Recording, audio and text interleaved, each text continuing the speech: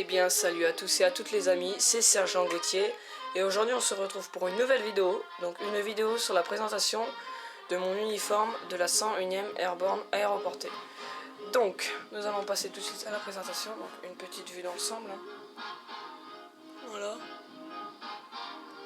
Donc voilà. Alors, nous commençons avec une tenue M42 renforcée. Donc, pourquoi renforcer? Donc, déjà sur la veste. Renforcer au coude, ici, aux poches, ici et ici.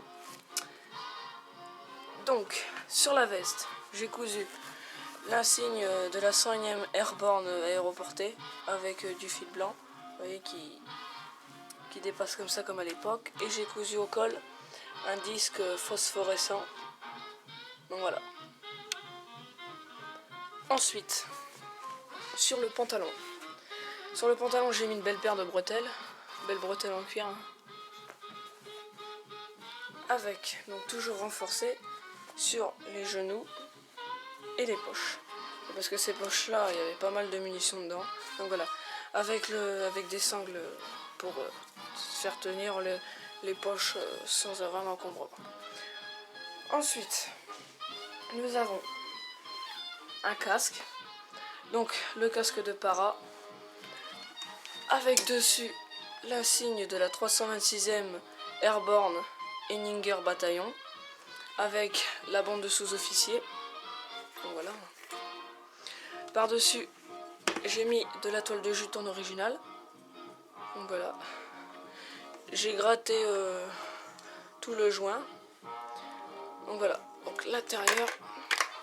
Donc un bel intérieur en copie. Hein, avec la mentonnière en cuir. Où j'ai mis mon matricule, tout ça dessus. Voilà. Tac. Sur la jugulaire, j'ai mis le fameux criquet.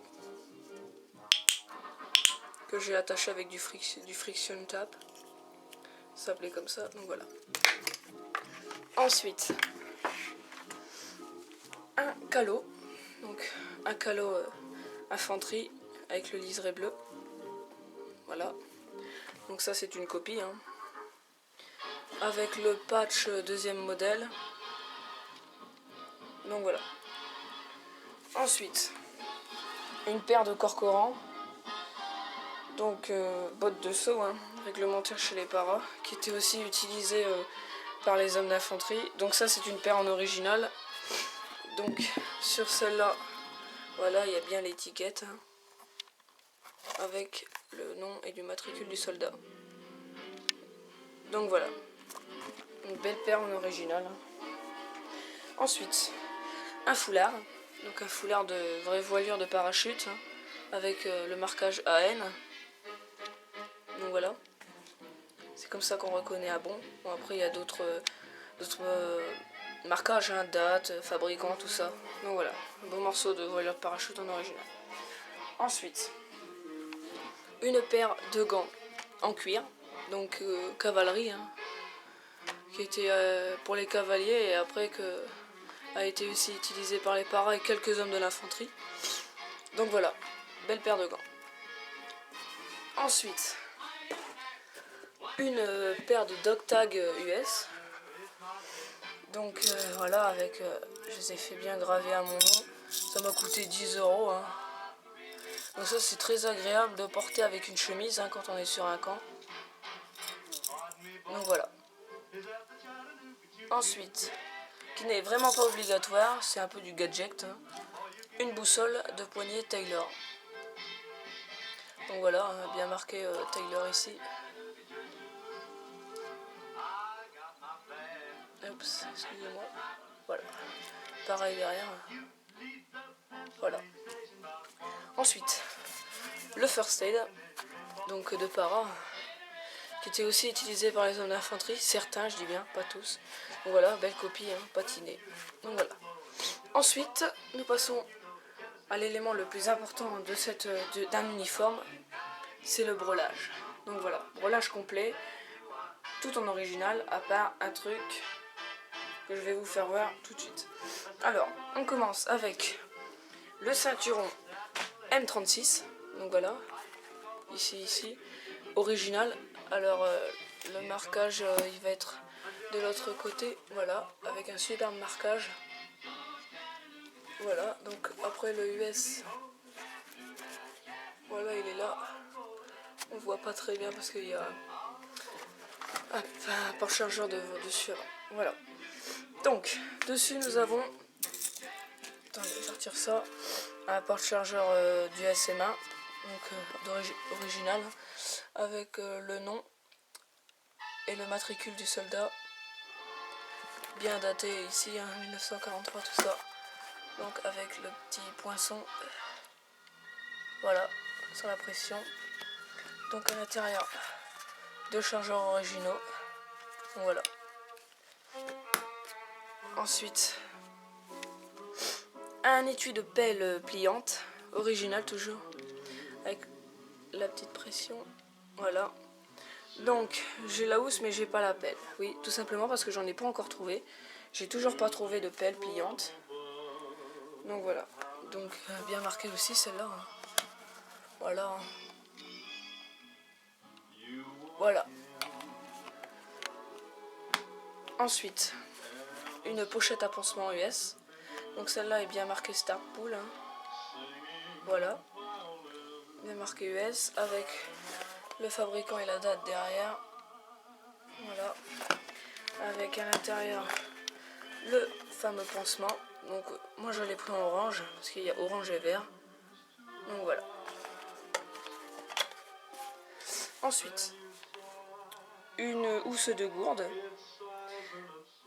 originale toujours, hein, bien marquée, hein, US. Donc sur les pressions il y a juste le petit poinçon ici. Donc voilà, avec le marquage ici. Voilà, un peu effacé mais on le voit bien, 1943 quand même, donc voilà. Avec à l'intérieur, et oui il y a de la copie quand même à l'intérieur. Parce qu'avec la caméra c'est pas tout le temps évident, bon c'est pas grave. Une housse de gourde, donc à l'intérieur il y a la gourde en copie. Je vais pas arriver à la retirer, donc c'est pas grave. Et le cœur à l'intérieur aussi. Donc celle-là douce c'est pas une renforcée, tout simplement parce que j'en ai pas encore trouvé. Donc quand j'en trouverai une, bah, je la prendrai. Ensuite, nous avons un Putzschreiger, donc fait spécialement pour les paras. Donc celui-ci il sert à mettre les chargeurs du SMA. Donc très belle copie, hein, avec marqué un beau marquage quand même. Parce qu'un vrai c'est pas courant et c'est hyper cher. Avec toujours des chargeurs à l'intérieur. Donc voilà. Origine bien évidemment les chargeurs. Je vais pas arriver à le remettre. Voilà. Ensuite, la musette M36, bien marqué US. Donc original, modèle para. Pourquoi modèle para? Tout simplement parce qu'elle elle est caoutchoutée, imperméable. Donc voilà. Bon, attendez, par contre je vais allumer la lumière parce que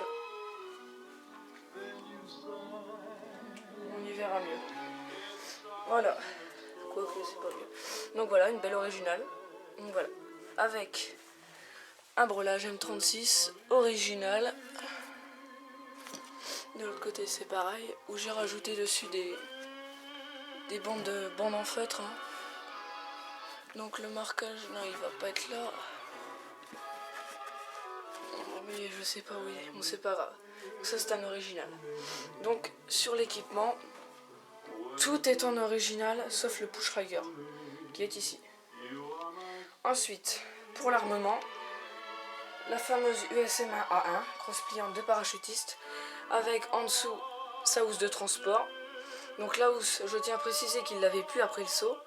Moi je l'ai pour mettre l'arme dedans, pour la transporter dans la voiture ou en jeep ou pour mettre sur un camp, pour éviter de le faire voir l'arme quand même. Ensuite, une mine Hawkins, donc très belle copie hein, aussi, hein, avec des sangles de jambes. Voilà. Ensuite, une grenade MK2, en résine, hein. Très très belle copie aussi, hein. Qui a quand même son poids, hein. Avec la petite liseré jaune, donc voilà. Ensuite, le couteau USM3 dans son fourreau USM6 en cuir, avec de magnifiques marquages. Voilà, USM6 WMCO 1943, avec la fameuse grenade. Donc voilà, superbe, toujours avec la sangle de jambe. Voilà. Ensuite, excusez-moi pour mon rhume, hein, nous avons l'holster de poitrine en copie, donc très belle copie marquée US, voilà, US Boyd 43, donc voilà, avec un porte-chargeur en original de Colt, British Made. Donc on va l'ouvrir. Est-ce que je vais arriver à l'ouvrir parce qu'il est un peu dur celui-là.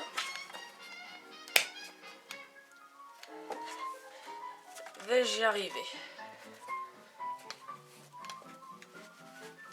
Bon, c'est pas grave. Ah si, ça y est, j'ai trouvé la manip. Voilà, bien marqué, un British Made 1943. Donc voilà, avec le fameux Colt 1911 45 si vous préférez. Donc voilà. Donc ça c'est une réplique à blanc de la marque Bruni, hein. Donc voilà.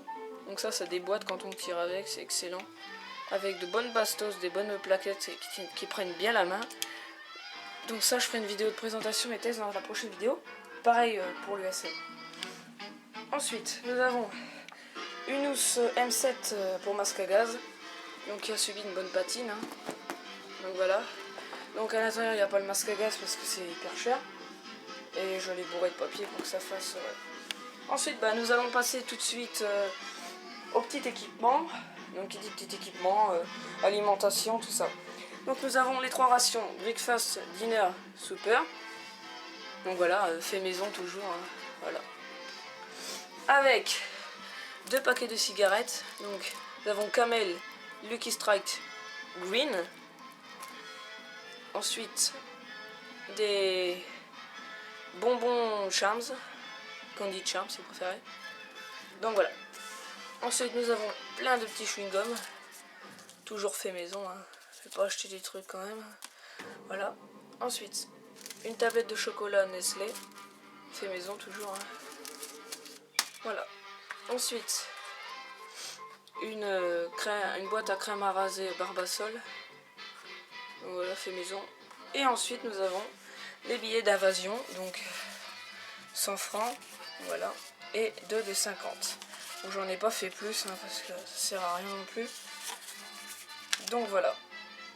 Donc c'était la vidéo de présentation de tout mon équipement de la 101e Airborne aéroportée. Donc j'espère que cette vidéo vous aura plu. Abonnez-vous à ma chaîne pour plus de vidéos, likez-la, commentez-la. Et puis moi je vous dis à la prochaine vidéo. Allez, salut!